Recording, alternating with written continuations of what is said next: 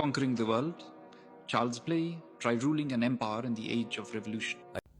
Okay, since this is AI and it's impossible for them to speak to one another, frankly, because Napoleon lived in the 18th century and Alexander lived centuries prior, so this would have made no sense. But all I have to say is that the biggest flaw from both men was that at the height of their power and the height of what they wanted to achieve in their life, they let their own hubris be their undoing, particularly with Napoleon and merely with his invasion into Russia. And we all know how the story went with that. But other than that, like, my last point with this video is that both men saw greatness in their own particular minds of them doing better for them and their people. But needless to say, like, their empires and their ambitions didn't last long whatsoever. Thus, both never really materialized in the end. Jesus, the world is mine. Not the world, just those who believe your lies.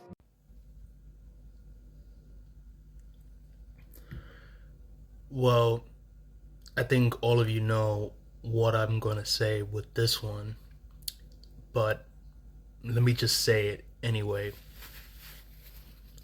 Both are fake, but whereas to if there is any good or evil in the world, in a way, it's based on people's actions and the way how they convey and conduct themselves with one another. Now, whereas to someone being, evil in their nature, even though they won't tell you in the spur of the moment or right there and then, their actions and their reactions on the way as per when they reciprocate or understand certain things, that's how you know any individual will be outright evil at their core. But whereas for a person that's good and striving to do good, it's more on their actions rather than their words. That's pretty much it. You don't need mythical creatures or mythical beings like these two chowderheads to tell you how to dictate your life. See, with me, I have more of a humanistic approach with life in general, and this is how I'm able to dissect and in some way to understand how people are in general. But it doesn't really mean anything like for me to judge or dictate how people are and especially how they conduct themselves. It's more like an overview in particular. But this is just my opinion. Well, forget the lighting. Yeah, I agree with you. Like, I always tried at best with myself, like with my page. Like, I always strive at best to make my page more inclusive and make people feel welcome with my page. And like, I also try at best to convey whatever issues or predicaments I'm facing and how I'm reacting or responding towards it. But I would never make it that abrasive and go that far and say every nook and cranny of any predicament that I'm dealing with just to get likes and attention or money from it if I'm conveying it online. That's something I will never do, and it really irritates me that people like that dude and many other content creators on the internet would do things like this just to get likes and clicks or money. I know, I'm not really surprised at this point, but here's an interesting fact I know about his district that he represented before he resigned. Like, historically, in that particular part of Florida, Like the last time they voted a Democrat was in 1960. Now, mind you, who was running for president in 1960? JFK. That's how long it's been that certain regions in Florida, especially in the district that he represented, voted for a Democrat.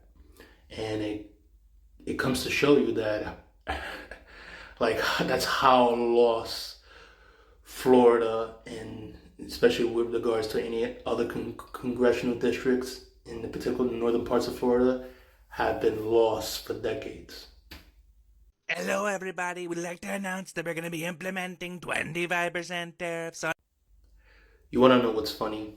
Well, besides the video, is that in relation to this tariff schism that he's doing with the rest of the world, I find it extremely hilarious that every other country are doing retaliatory tariffs, especially with Canada, and the Canadians are smart when it comes to this issue alone. Is that they're aware of the tariff threats, and they're thereby are going to do the same in retaliatory against them. But the difference between us and the Canadians are creating a sovereign fund for their people alone.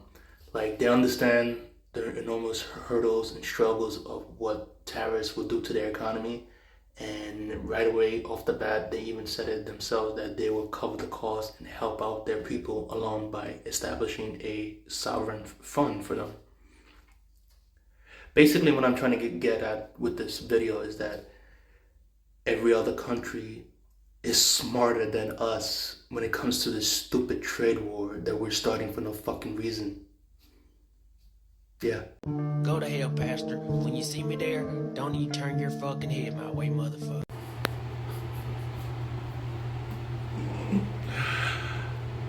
That's the same energy I will have.